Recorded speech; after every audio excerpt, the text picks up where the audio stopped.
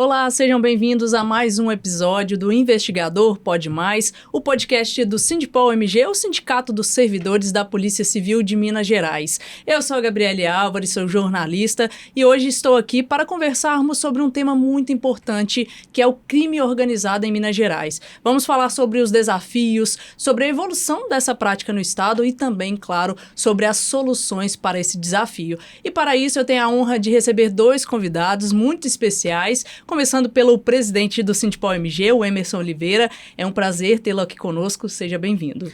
Eu que agradeço, Gabi. É sempre um prazer a gente falar para a sociedade sobre as organizações criminosas no nosso estado e a gente ter a honra de ter criado o primeiro podcast para tratar do tema de segurança pública no estado de Minas Gerais, que é o Investigador Pode Mais, que é o podcast do Sindipol, que vai trazer aqui essa informação para a população, literalmente dialogar sobre segurança pública com a população. Recebemos também a professora da UFMG, Ludmila Ribeiro, que é especialista nessa área de segurança pública. Professora, seja bem-vinda aqui ao Investigador Pode Mais e aproveite para contar um pouquinho para a gente também da sua trajetória profissional. Bom, então, em primeiro lugar, muito obrigada, Gabi, pelo convite. Emerson, prazer estar aqui com vocês hoje.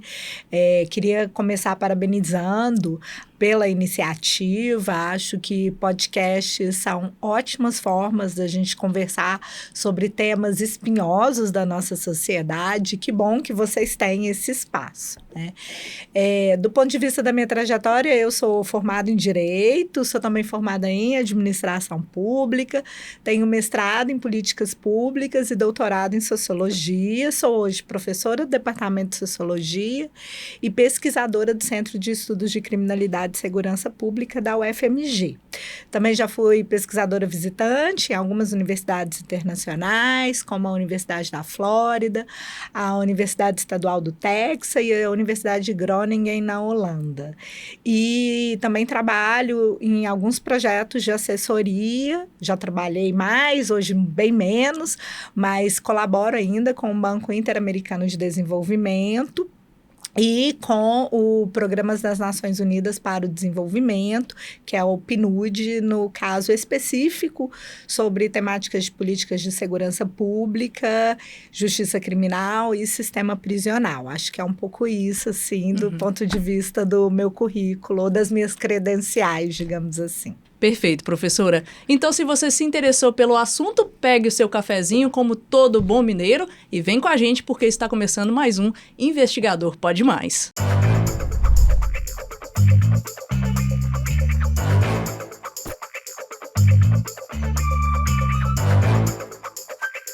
Bom, para a gente começar, eu gostaria de entender um pouquinho sobre essas organizações criminosas aqui em Minas Gerais, como tem funcionado esse crime organizado, qual que é a sua visão e quais são as principais características dessas organizações. Começando por você, professora.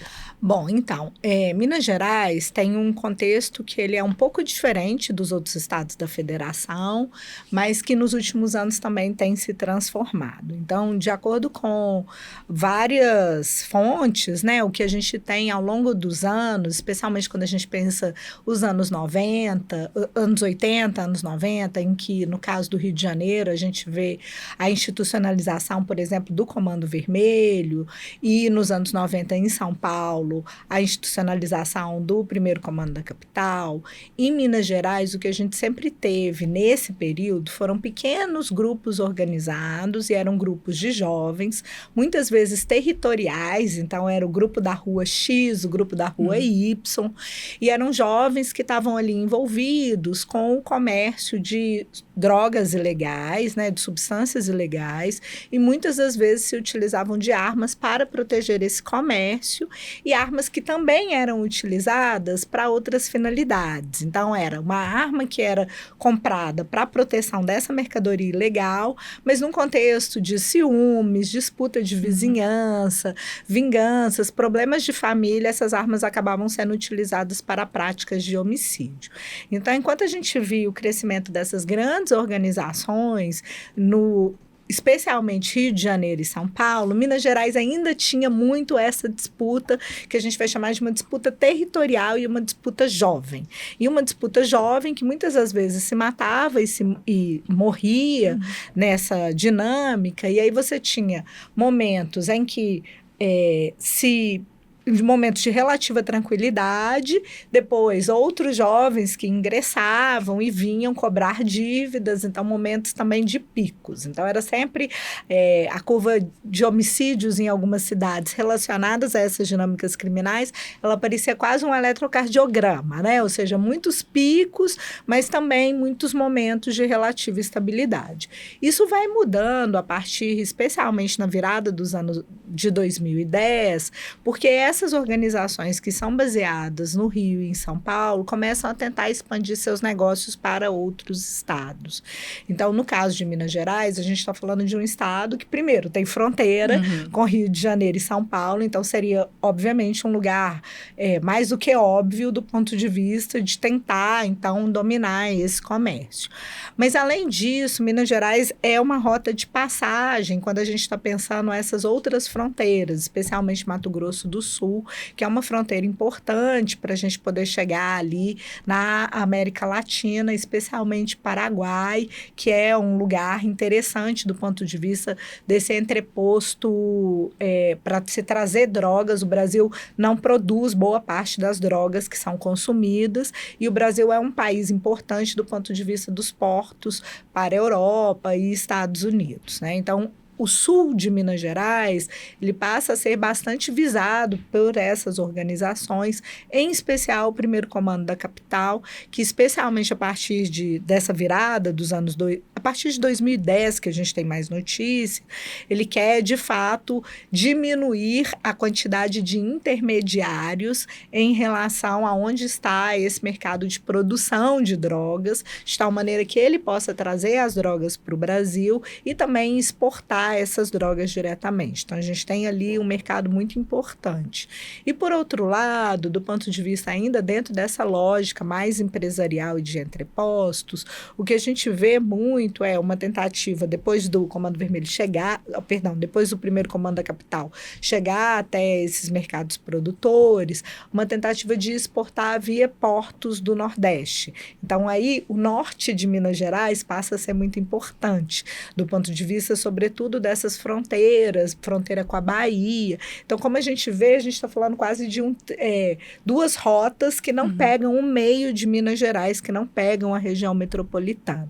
Então, o que a gente tem notícia é que quando a gente está falando dessa chegada desse crime muito mais organizado, a região metropolitana, de certa forma, mais ilesa a essas disputas, mas essa rota que vai tentando ser traçada pelo PCC focalizando muito mais o sul e o norte de Minas Gerais como postos importantes do ponto de vista dessa dinâmica do mercado ilegal. E quando a gente está falando de mercado ilegal de drogas, vem também as armas, e as armas como instrumento de proteção.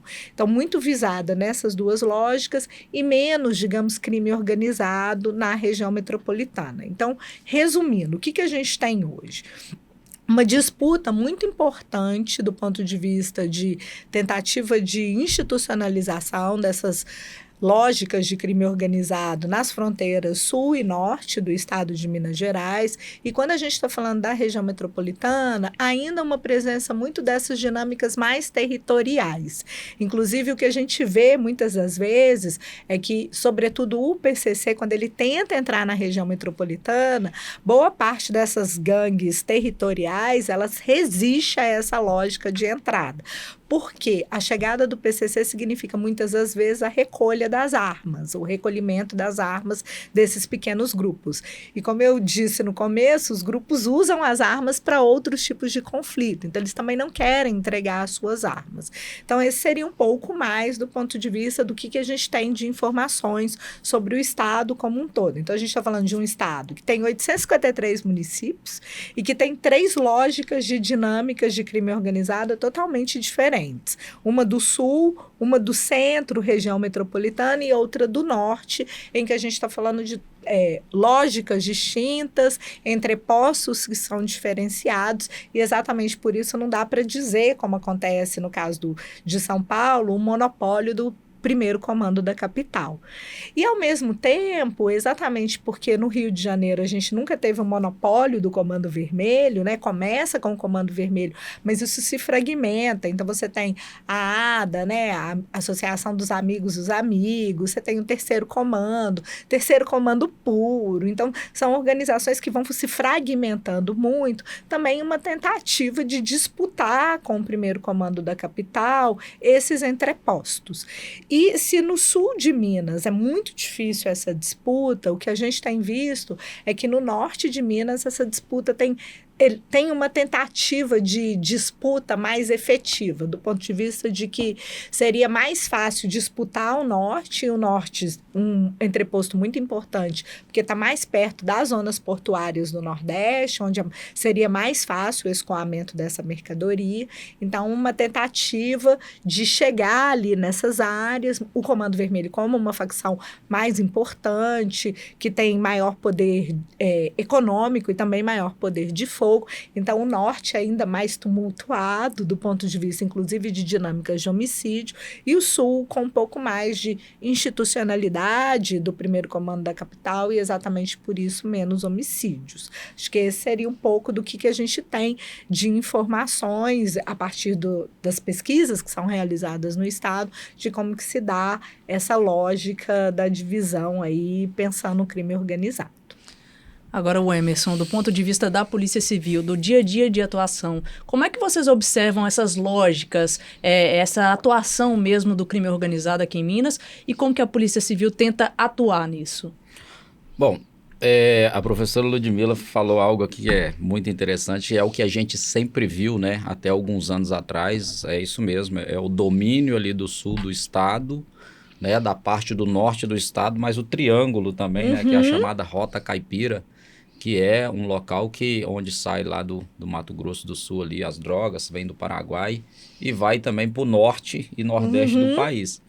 E aí o que a gente tem visto hoje, né? É a disputa já, principalmente do Comando Vermelho, aqui dentro da capital, Belo Horizonte. Porque isso não acontecia antes. Hoje, por exemplo, né, nós tivemos um grande problema em Teoflotone, final do ano passado e início desse ano, que foram matanças e mais matanças, homicídios um atrás do outro e pessoas desaparecidas. Tem um histórico lá de mais de 20 pessoas desaparecidas. Por quê? É envolvimento em facções criminosas que eles matam e some com o corpo, não aparece mais. E tem essa questão. Nós estamos tendo, na realidade, disputa do Comando Vermelho com as facções locais, porque, como a professora Ludmila falou, o Comando Vermelho é uma facção que é mais violenta. Ela usa mais armamento, ela é territorialista. Então, só que o territorialismo dela é na base da força. O PCC, ele é costumeiramente uma facção diferente, porque ela tenta o quê? Ela tenta dominar pelo dinheiro, diferente do Comando Vermelho, que tenta dominar pela força. Então ela chega nesses locais aqui em Belo Horizonte, como a Serra, como o Morro das Pedras, a região ali do Taquaril, e eles tentam o quê? Impor pela força. Então, ou você se facciona ao Comando Vermelho, ou então vocês vão morrer. O líder que era um líder de uma organização criminosa do Morro das Pedras, ele foi morto dentro do Morro das Pedras, dentro da casa dele, sem ter um tiro na região. Sem ter um tiro no Morro das Pedras. Eles entraram dentro da casa dele e assassinaram ele lá dentro. Isso o quê? Membros do Comando Vermelho. E aí, qual que é o grande problema, Gabi? Que a gente vai... Aí você fala, o que a Polícia Civil tem feito? A Polícia Civil ela tem trabalhado muito para poder conter essas organizações criminosas. Só que hoje, a Polícia Civil ela está totalmente desestruturada. A Polícia Civil não tem investimento em estrutura, não tem investimento em pessoal. Nós temos hoje menos de 10 mil policiais civis no total no estado de Minas Gerais, para fazer investigações criminais de 853 municípios, mais de 22 milhões de habitantes, o índice de criminalidade altíssimo. Então, teve um estudo entre 2006 e 2008, professora, a senhora deve ter, no mínimo, acompanhado esse estudo, que previa que a Polícia Civil, nessa época, deveria ter 17.517 policiais civis. Éramos para a gente ter 11.301 investigadores de polícia, isso lá nos anos 2006, 2008. Hoje, em 2025, nós temos menos de 10 mil policiais civis, nós temos menos de 6 mil investigadores de polícia para fazer investigação criminal nos 853 municípios, né, do nosso estado, com um detalhe, né, as investigações que começam, principalmente, que são relacionadas à organização criminosa, ela começa aqui em Minas Gerais, mas ela pode terminar no Rio de Janeiro, como costumeiramente os nossos policiais civis, os nossos investigadores vão prender criminosos no Rio de Janeiro, em São Paulo, no Mato Grosso, na Bahia, resumindo, no estado inteiro, né, sai daqui vai prender criminosos lá no Pará. Então, a Polícia Civil, ela não tem condições de combater as organizações criminosas. E por isso que as organizações criminosas, né, que eram, de certa forma, mesmo que elas estavam ali no sul de Minas e na região norte de Minas, elas ainda eram contidas. Porque quando começava qualquer disputa, a Polícia Civil ia lá, intervia e prendia todos aqueles criminosos. Hoje a Polícia Civil não dá conta mais, porque cada dia mais que passa ela está sucateando. E deixar aqui registrado, nunca na história do nosso estado, organizações criminosas, né, e aí vamos falar das principais, que é o Comando Vermelho e o PCC, nunca que disputaram território aqui em BH e região metropolitana. Nós temos ali a região ali perto do zoológico, me falhou no nome do bairro aqui agora, mas é ali na proximidade do zoológico, que teve uma disputa ela durou meses, entre o Comando Vermelho e o PCC. Embora o PCC seja uma organização que usa menos armas, né, usa menos no seguinte sentido, né, eles não são de chegar tentando dominar pela força, mas eles têm um poderio bélico muito grande, inclusive maior que as nossas polícias no estado, e eles enfrentam-se, e se tiver que enfrentar o Comando Vermelho, eles enfrentam e sim disputam territórios. E aí o que falta? É investimento na polícia que faz investigação criminal, porque quem faz investigação é a Polícia Civil. Não adianta, a gente pode ter aí 50, 60, 100 mil policiais militares nas ruas, que é muito importante, muito necessário o policiamento preventivo e ostensivo. Mas se não tiver investigação criminal, e aí quem faz a investigação criminal é a Polícia Civil, não tem como combater organizações. Porque a organização, a professora aqui eu tenho certeza que ela vai complementar isso depois, você só consegue combater a organização se você for no ponto central, que é o quê? O dinheiro. Se você não desarticular, não prender as lideranças e não fizer o bloqueio dos bens, você não consegue combater as organizações criminosas. E quem faz isso? No âmbito do Estado é a Polícia Civil e no âmbito, né, nacional, federal, é a Polícia Federal. São as duas únicas instituições que fazem a investigação criminal. Esse é um ponto importante porque a gente fala então de uma polícia civil sucateada e de organizações criminosas que têm um acesso facilitado a armas e quem acaba pagando o preço disso é a sociedade, é a população, né, Emerson? É isso mesmo, Gabi. E nós estamos vendo aí hoje a sociedade, o povo mineiro a criminalidade está entrando aqui no nosso estado como nunca entrou. E com certeza, infelizmente, quem vai continuar pagando é o cidadão. Se não tiver investimentos, olha para vocês terem ideia, né? São dados, são dados aqui no estado de Minas Gerais. E aí o atual governo Zema, ele decidiu que investir em segurança pública de verdade não vale a pena. Por quê? Para ele, o caos é melhor porque vende mais a imagem dele. Nós temos, ao final do governo Zema, ele vai ter contratado 13 mil policiais militares. Aí vai falar, não, é muito policial. Não, é pouco ainda. É pouco ainda. Mas policiais civis, apenas 1.000 policiais civis. Policiais penais, 5.000 policiais penais. Aí a gente tem que, né, e é importante a população saber disso, qual que é a lógica de se investir em policiamento ostensivo e preventivo somente e na polícia penal, que é a polícia que vai trabalhar ali intramuros, cuidando ali daqueles que já estão presos e não investir na polícia que faz a investigação. Então, quando você estabelece o caos, aí acontece igual aconteceu recentemente. O governador Romeu Zema, ao invés dele estar preocupado em combater as organizações criminosas no estado, que, como eu disse, nunca tinham invadido Minas Gerais como estão agora, principalmente na região metropolitana e Belo Horizonte, nunca tinha acontecido isso antes. Ao invés dele estar aqui, né, trazendo soluções, investindo na Polícia Civil, que além de sucateados, policiais mal remunerados, nós temos aí, diga-se de passagem, o 4º pior salário de policiais civis do país, professora. 4º pior do país. Enquanto o governador Romeu Zema tem o 2º maior salário de governador, né? E aí isso é importante frisar também, que a população precisa saber. E aí, o governador Romeu Zema sai daqui e vai para El Salvador. El Salvador, que é um país considerado um país autoritário, um país que é violador de direitos. E não sou eu, o Emerson, presidente do Sindipol, que está falando, não. Isso aqui são as organizações internacionais que dizem isso. E aí ele quer o quê? Trazer esse modelo para o país? Trazer esse modelo para Minas Gerais? Primeiro, nós temos um país que nós somos uma democracia.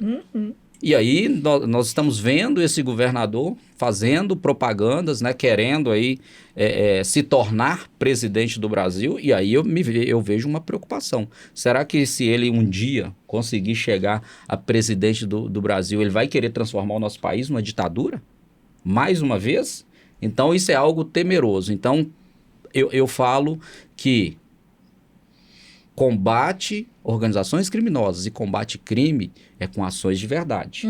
É com ações de inteligência, com investigação criminal e com seriedade. Não adianta fazer discurso, né, jogar para a plateia, ficar buscando likes em redes sociais, ficar ali no TikTok fazendo né, aquela jogando para a plateia e não investir verdadeiramente em segurança pública, né, professora? Porque senão não se combate. E quem combate organização criminosa é a investigação. E quem faz a investigação é a Polícia Civil. Agora, professora, o que pode ser feito diante desse cenário que é tão complicado, tão complexo, como o Emerson bem trouxe aqui? Bom, eu acho que o Emerson destacou muito bem o papel das polícias nesse cenário, né? Ou seja, investir só em patrulhamento ostensivo é a pior saída, porque você vai estar sempre, como os próprios policiais dizem, enxugando gelo. Ou seja, você vai estar prendendo quem está ali simplesmente organizando o comércio local. Mas para o comércio local acontecer, você precisa trazer drogas de outros países, você precisa trazer armas, você precisa fazer o recrutamento, a territorialização, você precisa, inclusive, ter infiltrações dentro do próprio Estado formal, porque essas drogas só chegam e essas armas só chegam por meio do que a gente chama, né, dessa imbricação entre o Estado formal, né, ou seja, entre a dinâmica legal e o comércio ilegal. Então, obviamente, tem muita corrupção envolvida nessa lógica. E a única forma da gente desorganizar o crime organizado é por meio de ações de inteligência e por meio da investigação. E, infelizmente, acho que o Emerson destacou isso muito bem, o que a gente tem visto, especialmente no caso de Minas Gerais, é um investimento, primeiro, nesse patrulhamento ostensivo, então, nessa prisão que vai se dar já no comércio, né? Ou seja, antes da substância, o que a gente precisa é efetivamente de interceptações antes da droga e das armas chegarem até esse território, né? É isso que efetivamente vai conseguir desorganizar o crime, por um lado. Depois, de quais são as relações de corrupção que permitem a entrada dessa mercadoria. E terceiro, que é uma das áreas que talvez a Polícia Federal mais tenha investido, que é o que eles estão chamando de recuperação de ativos, né? O que é isso? Propriedades, contas bancárias, carros, algo que efetivamente ajude a drenar a capacidade financeira dessa organização.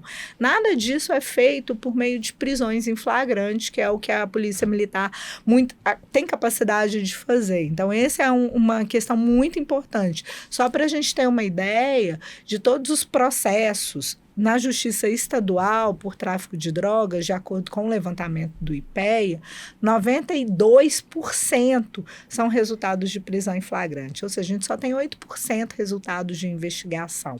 É muito pouco mesmo. Sendo que aí a gente está falando de questões relacionadas à corrupção, lavagem de dinheiro, chegada das mercadorias propriamente ditas e de diversas mercadorias ilegais. A gente já falou de drogas e armas, mas tem também um outro mercado, que é o mercado talvez que mais cresce, que é o mercado de roubo de carros, que envolve seguradoras, desmanche, todo o mercado de peças automotivas, que é alimentado especialmente por carros populares e carros populares mais antigos, que demandam muitas das peças que não são mais fabricadas. Então, você tem aí esse desmanche alimentando todo esse comércio. E tudo isso só pode ser efetivamente desarticulado por meio de ações de inteligência e investigação. E, infelizmente, essa não foi a nossa escolha.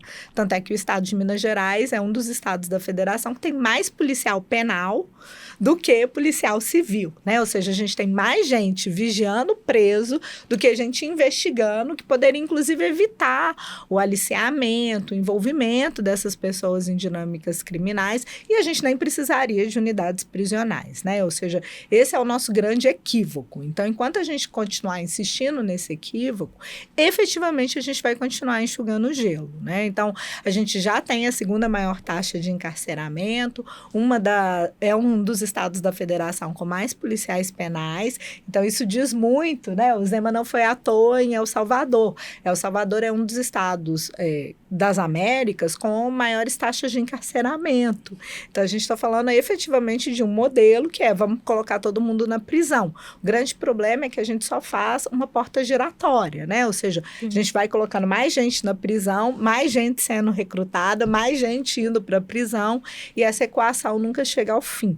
Então, efetivamente, a gente precisa fazer essa roda girar, parar de fazer essa roda girar e tentar cortá-la de alguma forma, e para isso a gente precisa muito mais de ações de inteligência, de investigação, para, digamos, chegar ao nó central, né, ao ponto nevrálgico, de tal maneira que seja possível efetivamente desarticulá-lo. Agora, eu acho que a grande questão que fica se isso é tão claro, esse investimento necessário na Polícia Civil, esse investimento necessário na educação também, a senhora trouxe a questão do aliciamento de menores, por que isso não é feito? Como explicar?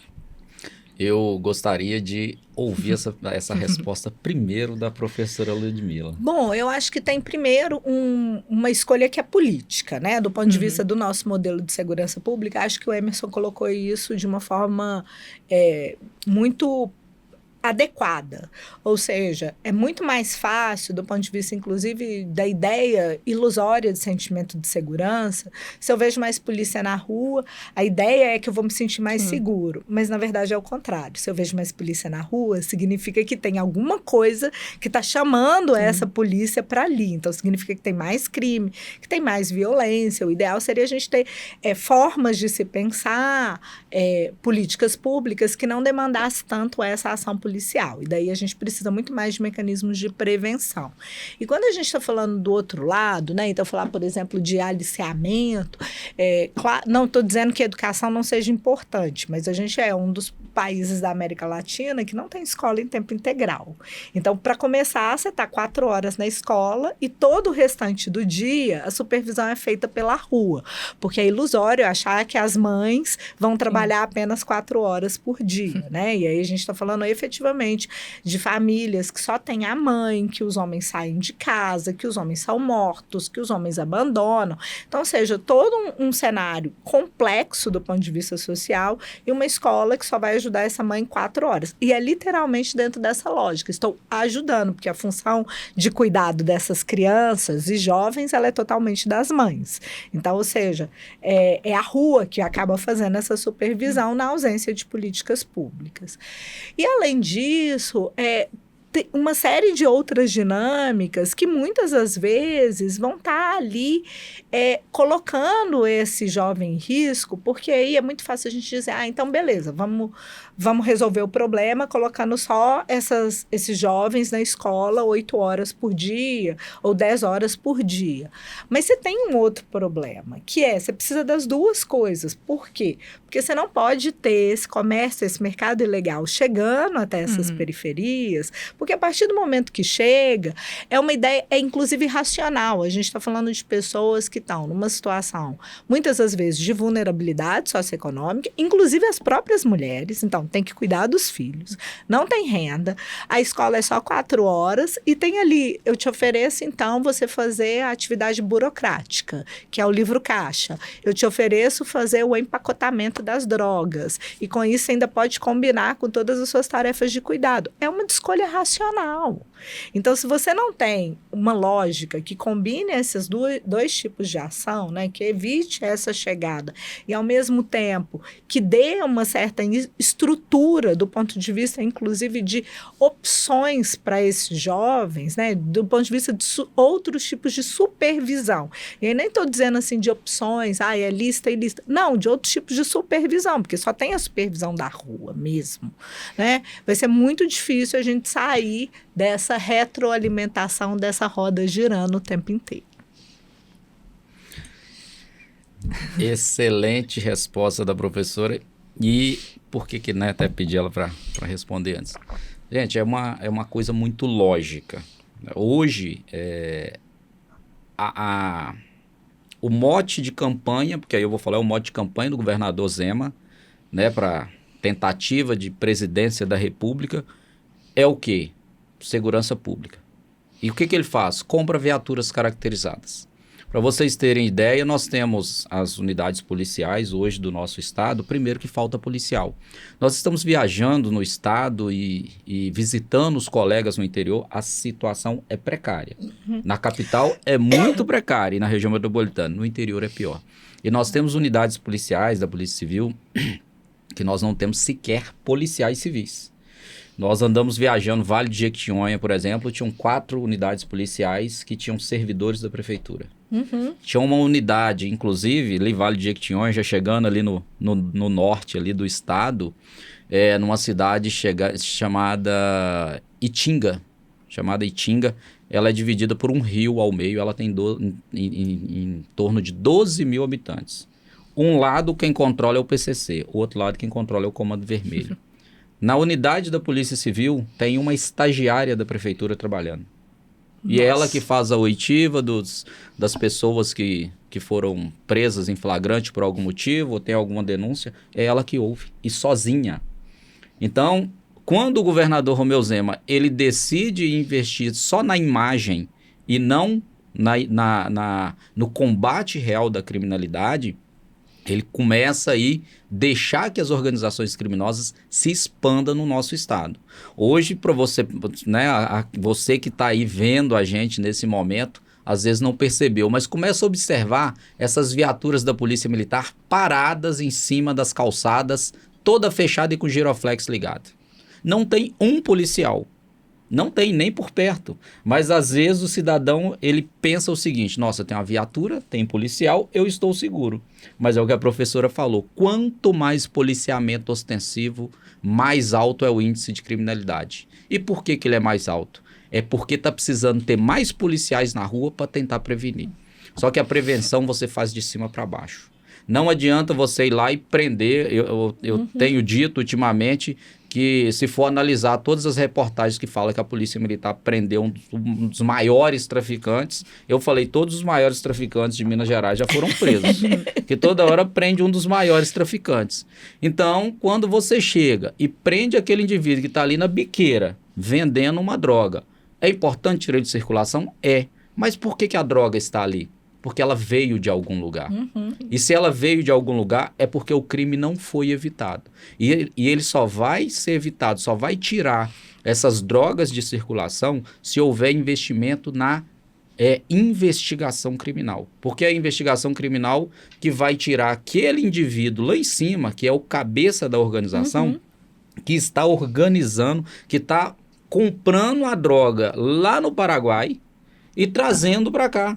Vai tirar a logística, vai tirar o comprador, vai tirar o negociador, vai tirar o dinheiro de circulação, mas para o nosso estado de Minas Gerais hoje, né, o que a gente vê do governador Romeu Zema é que ele não tem interesse nenhum. Então, é um absurdo, né, como a professora Ludmila aqui disse, Minas Gerais é um dos poucos estados onde se tem mais policial penal no estado do que policial civil. E aí a gente ainda tem um problema muito grave, professor, aqui no estado, que a polícia penal, ela não quer fazer o trabalho de... Da guarda provisória e da escolta. Nós temos até hoje investigadores de polícia aqui no estado de Minas Gerais fazendo escolta de presos, andando mais de 700 quilômetros para levar preso que foram... houve ali a prisão em flagrante ou um mandado de prisão, e aí eles não aceitam, né? Eles falam as portas de entrada, eles fecharam as portas de entrada da cidade, e aí teve um caso recente que teve que sair com um preso lá de Teófilo Otoni para trazer para Sete Lagoas, para trazer para Belo Horizonte. Então, e a gente tem uma luta constante para tirar essa responsabilização da Polícia Civil, que na realidade legalmente nem é. E aí a gente vê outros absurdos que é o judiciário virar e falar assim, não, mas isso não prejudicou a investigação criminal? Como que não prejudicou a investigação criminal se dos inquéritos, como a professora aqui disse, né, e colocou muito bem que apenas 8% das prisões são por investigação. O restante é por prisões em flagrante, e aí são as prisões em flagrantes o quê? Daqueles pequenos delinquentes. Exatamente. E quando você tira o bandido, que é o chefe da organização, quando você desmantela a organização criminosa, você diminui o crime aonde? Lá na ponta. É o caso aqui, essa semana, a professora fez uma colocação muito, muito boa sobre o desmanche, a venda de peças de veículos. Foi preso aqui um dos maiores ladrões de carro do país, pela nossa Polícia Civil, pelos nossos investigadores aqui da Delegacia de Furtos e Roubos de Veículos. E aí, quando você tira esse indivíduo de circulação, você desarticula a organização. Então, mesmo com a pouca condição, a pouca estrutura que a Polícia Civil tem, consegue fazer isso. Aí imagina se tivesse um investimento de verdade. Para a senhora ter ideia, professora, as viaturas da Polícia Civil não têm sequer rádio de comunicação. Então, se tiver uma equipe na rua e ela precisar de um apoio de outra equipe, ela não tem como comunicar. Ela tem que, às vezes, pegar o telefone celular que é do policial, pago pelo policial, para poder fazer contato com outro colega. Então, desarticular organizações criminosas e combater o crime verdadeiramente, e é lógico, nós não somos aqui, não tem nenhum inocente aqui para dizer que vai acabar com o crime. Isso não vai acontecer nunca, mas que você vai diminuir vertiginosamente o crime no estado é com investigação criminal, é com investimento na Polícia Civil. E aí não é só em Minas Gerais, é em todos os estados, mas Minas Gerais é o estado que menos investe na Polícia Civil. Como eu disse, Minas Gerais é onde tem o quarto pior salário de policiais civis do país. Um policial civil hoje em Minas Gerais, ele ganha proporcionalmente e com o desenvolvimento na carreira dele, ele ganha menos que um policial penal e menos que um policial militar. Então, para você ver o absurdo e a discrepância que o governador Romeu Zema tem tratado de segurança pública no estado de Minas Gerais. Então, o que nós precisamos combater é quem está, primeiramente, em cima. Porque aí você vai acabando com toda a cadeia. Porque é você imaginar uma pirâmide, né? Aqui está o chefe da organização criminosa, aqui está o núcleo, aqui está a cabeça. Então, quando você corta a cabeça ali, você vai desmoronando o resto. E é isso que nós precisamos de fazer para combater organizações criminosas e os crimes no nosso estado. Agora, professor, o Emerson tocou numa questão em relação aos rádios, né? A viatura não tem nenhum rádio. Isso aí me remeteu muito à questão da tecnologia. A gente tem visto um avanço muito grande da tecnologia, a falta de investimento na Polícia Civil, mas, em contraponto, essa tecnologia ela tem sido usada por essas organizações criminosas também, né? Muito, e assim, de uma forma... Primeiro, eu acho que tem duas mudanças que são muito importantes. delas, né, a primeira delas foi a mudança mesmo do sistema bancário, se tornando cada vez mais eletrônico. Então, antes, por exemplo, há 10 anos atrás, era muito comum a ideia de eu vou prender, especialmente nas prisões em flagrante, vou prender alguém que tem ou substância ou dinheiro trocado.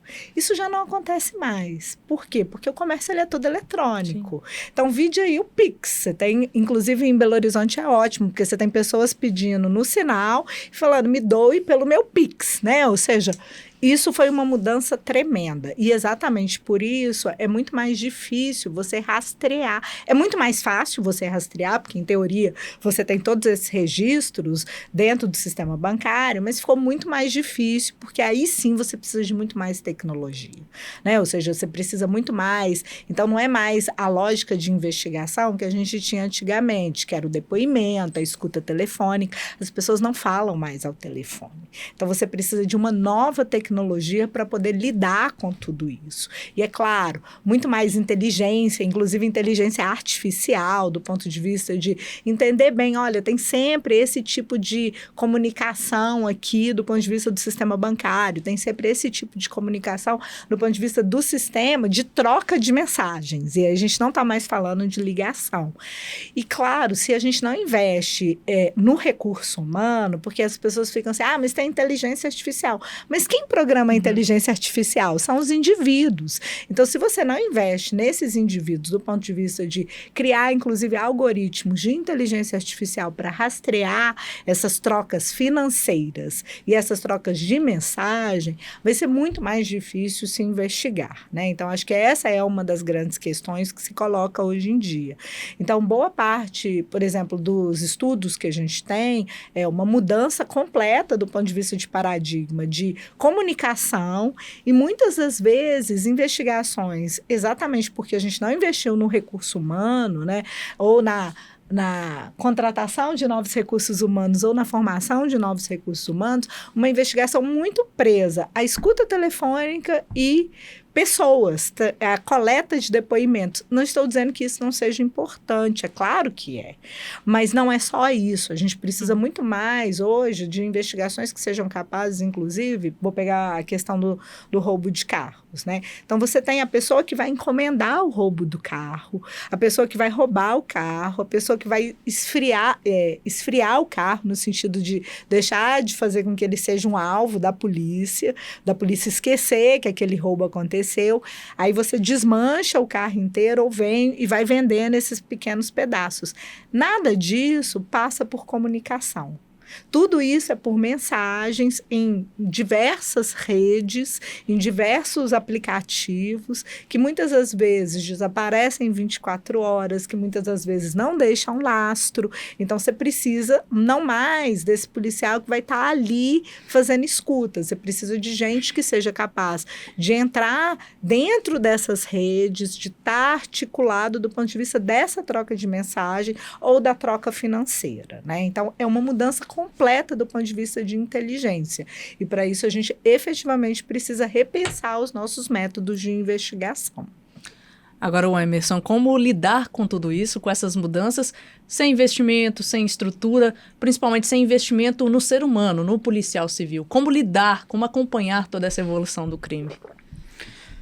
Gabi, excelente pergunta. Professora Ludmila, a senhora deu uma excelente resposta aqui. Eu visitei uma unidade da Polícia Civil em Betim, a qual eu comecei a trabalhar nela há mais de 15 anos atrás, e que eu saí para assumir a presidência do Sindipol.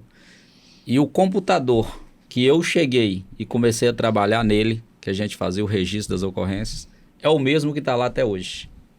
Sistema Windows 7 até hoje.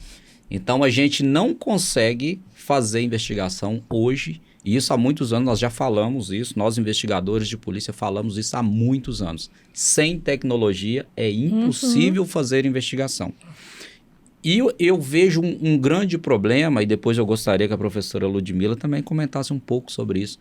Nós temos um modelo de trabalho da Polícia Civil que ele é do século XIX. É o mesmo modelo do século XIX. É pegar a testemunha, é conversar com ela, ir ali e ouvir o que ela tem a dizer, trazer para uma delegacia e fazer uma oitiva, um retrabalho, porque o investigador vai a campo, faz uma investigação de campo, aí aquela pessoa que ele ouve ela no campo, que faz um relatório, ela tem que vir à delegacia para falar muitas vezes, né, pro delegado de polícia ali a mesma coisa que ela já falou pro investigador lá. E aí isso, né, por causa de agendas, isso costuma demorar muitos meses e as investigações não desenvolvem. A interceptação telefônica hoje, pede interceptação telefônica, mas como a professora Ludmila falou, bandido não conversa por meio de telefone normal, mal pelo WhatsApp. E aí nós temos outros meios ainda, como o Telegram e tantos outros, que o pessoal vai conversando. Aí nós temos as dark webs, onde o pessoal, né? E aí a gente falar assim parece uma coisa de outro mundo, mas não. Os bandidos, eles se especializam. Para vocês terem ideia, eles têm treinamentos, até de combate. Eles têm treinamento, né? Que são cursos dados por outros bandidos que muitas vezes saíram aí, às vezes, de Forças Armadas ou ex-policiais, que acabam dando esses cursos. E aí nós temos um grave problema que eu vejo, professora, que eu gostaria que a senhora comentasse depois, o modelo de polícia que nós temos no Brasil. Nós temos um modelo de polícia do século XIX e que só existe no Brasil. E aí, lógico, aqui não é querendo nem trazer nem uma polêmica, mas é informar a população, porque o chefe da investigação, que é o delegado de polícia, ele já entra como chefe. Ele não tem experiência na investigação. E isso, ele vai chefiar equipes que muitas vezes os policiais têm mais de 30 anos de experiência. E aí nós temos um problema gravíssimo, porque como que você vai chefiar as equipes de investigação se você tem menos experiência que essas equipes de investigação? Então, nós temos esse modelo que ele é preciso mudar, melhorar. E aí eu falo, né, nós temos a defesa, sim, de uma polícia que seja uma carreira com entrada única, diferente. Às vezes o pessoal fala carreira única, que automaticamente vai entrar embaixo e sair em cima. Não, nós defendemos que tem uma carreira que o policial vai se desenvolvendo, vai galgando, e quando chegar um tempo ele estará apto a prestar um processo seletivo interno para se tornar, e eu estou falando mantendo ainda esse modelo mais ou menos que nós temos, que é o delegado de polícia, que ele esteja apto a fazer um processo seletivo interno para se tornar o chefe, porque aí ele já tem o quê? Experiência. E aí ele vai ter todo, além daquela experiência, sim, o conhecimento teórico, que é sim também importante. E o que a gente fala que precisa na Polícia Civil, desenvolvimento do capital humano que nós temos. E aí, quando a gente vai discutir sobre isso, primeiro, internamente, é uma dificuldade de se discutir isso. Nós temos muitos delegados que concordam com esse modelo, com essa mudança de modelo, mas nós temos vários outros que não concordam. Aí a gente vai discutir isso com os políticos, né? E aí seja os parlamentares, seja governos, eles não querem nem saber de tocar no assunto. Então é algo que a gente precisa mexer na estrutura, na forma de investigar.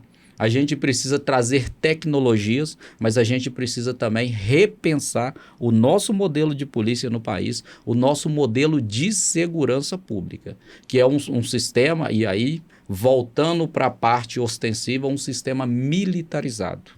Que nós precisamos de policiamento, sim, ostensivo. E eu não estou aqui dizendo de desmilitarizar a PM, já fui policial militar, inclusive, mas a gente precisa repensar esse modelo da forma de como precisa ser feito, tanto o policiamento ostensivo e preventivo, quanto a investigação criminal, porque hoje não tem como você combater criminosos e investigar crimes com uma estrutura e um modelo que é do século XIX. Eu sempre falo o seguinte, a Polícia Civil, quando eu fui trabalhar em Uberlândia, que antes de eu ser policial militar, eu fui agente penitenciário à época, que é policial penal, né? E aí quando eu fui trabalhar na penitenciária em Uberlândia, aí cheguei lá, aquelas casas, as casas todas bonitas, né? Na região, no bairro onde eu fui morar. E aí quando eu cheguei, né? Fui olhar um aluguel lá, casa muito bonita, fachada. Quando eu entrei na casa, Eu falei, mas só a fachada que é bonita. O resto era literalmente um barraco interno. Então eu falo que a Polícia Civil hoje, o que ela está fazendo? Você chega na delegacia, a fachada está maravilhosa. Aí quando você entra, a estrutura péssima. Você não tem um lugar para atender o cidadão, você não tem tecnologia adequada, você não tem um computador. Nós fizemos uma visita na cidade de Patrocínio, onde a internet da delegacia é paga pelos investigadores de polícia, onde os computadores que eles utilizam são deles, que eles levam de casa para poder fazer o trabalho. E aí eu te falo, qual que é a tecnologia que tem ali? Você vai ter um computador para você acessar o sistema, só isso, mais nada. Então, enquanto a gente não mudar isso, não vai funcionar. E aí eu vejo muito, Gabi, que às vezes falta sim. Para você saber o que você precisa para fazer uma investigação, professora Ludmila, você tem que saber o que você... quais são as dificuldades que você tem dentro dela. Porque como eu vou virar e falar o seguinte, olha, eu preciso da tecnologia X para investigar o crime X, sendo que eu acabei de chegar na polícia sendo chefe sem ter esse conhecimento do que eu preciso.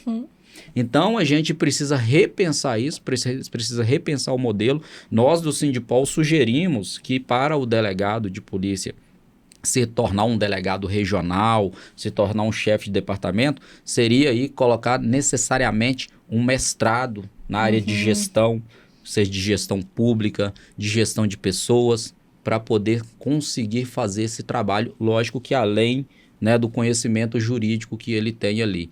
Infelizmente, nós não conseguimos emplacar isso nem num projeto. Então, quando você trabalha com pessoas, quando você trabalha com gestão, se você não conhecer da gestão, infelizmente fica prejudicado. Então nós precisamos fazer várias mudanças, mas às vezes as pequenas mudanças que você já faz, você consegue dar um salto gigantesco dentro da instituição. Por exemplo, vamos comprar viaturas para a Polícia Civil. Chega lá, fala assim, vamos comprar um Mobi, vamos comprar uma Fiat Strada. E aí, esses veículos são adequados ao trabalho de policiamento? Infelizmente não são. É adequado à investigação criminal? Infelizmente não são. E aí, quem perde com isso é o cidadão. E o dinheiro público é jogado fora mais uma vez.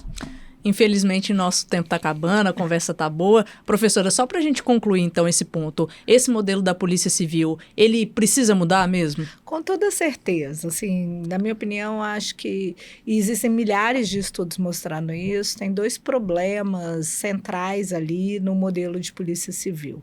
Um é que o Emerson já destacou, talvez ele fizesse sentido lá no século XVII, XVII, quando ele foi concebido, que é um modelo de apuração muito preso à testemunha, né? Ou seja, essa testemunha que vinha contar daquele crime que tinha acontecido.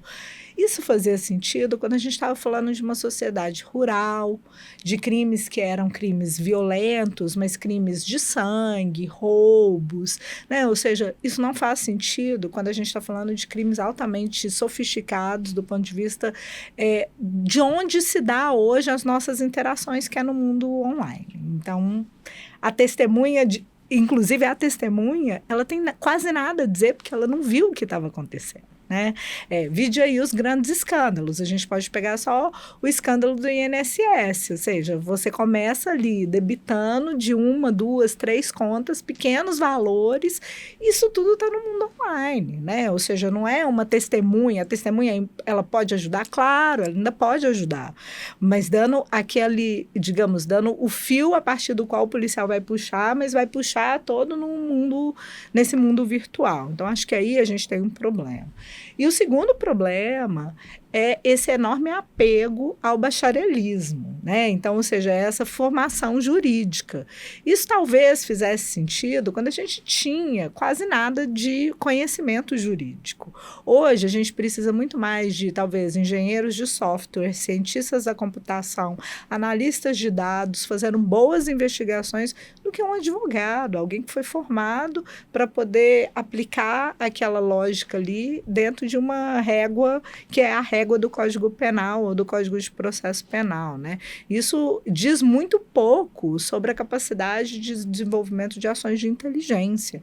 Então, com toda certeza, né? Eu ainda acrescento mais um item nessa lista do Emerson. Você precisa de pessoas com experiência no desenvolvimento dessas investigações, mas você precisa de saberes diferenciados. Então, ter apenas o saber jurídico, isso não vai resolver o problema da inteligência. A inteligência só vai se resolver quando você tiver diversos saberes ali trabalhando, se complementando, do ponto de vista, inclusive, de novas ideias, de arejamento de outras perspectivas e de outras linhas de investigação, né? Então, não faz o menor sentido você ter, primeiro, essa pessoa coordenando a investigação, não faz o menor sentido você requerer esse saber pensando que isso que vai fazer um bom policial. Não é isso. O que vai fazer um bom policial é a capacidade de articular esses diversos saberes ali e, com isso, puxar várias pontas e uni-las dentro de algo que efetivamente faça sentido. Então, enquanto a gente continuar insistindo nesse modelo jurídico e nessa apuração presa-testemunha, a gente vai avançar muito pouco do ponto de vista de inteligência. Chegamos ao fim de mais um episódio do Investigador Pode Mais, o podcast do Sindicato dos Servidores da Polícia Civil de Minas Gerais. Queria agradecer a presença do Emerson mais uma vez. Obrigada, Emerson. Obrigado, Gabi. Gostaria de agradecer toda aqui a sua condução, né, desse tema que é tão importante, que são as organizações criminosas no nosso estado e o combate a elas. E eu gostaria aqui de aproveitar e agradecer a professora Ludmila por nos ceder esse tempo preciosíssimo da senhora para trazer um pouco de conhecimento para você, cidadão mineiro, para você saber o que é que acontece no nosso estado e por que que o crime vem só aumentando e não se combate. Muito obrigado, professora. Obrigada pela presença, professora. Na verdade, sou eu quem agradece, Gabi, pela condução, o Emerson não só pelo convite, mas também por esse bate-papo, pelos ensinamentos. Foi realmente uma troca muito interessante. Espero que seja a primeira de várias outras interações e queria também aproveitar para poder parabenizá-lo pelo podcast. Eu acho que é uma forma muito interessante e bastante apropriada de se levar mais informações para não só a população mineira, mas para todos os cidadãos brasileiros. Nos vemos no próximo episódio do Investigador Pode Mais. Até lá!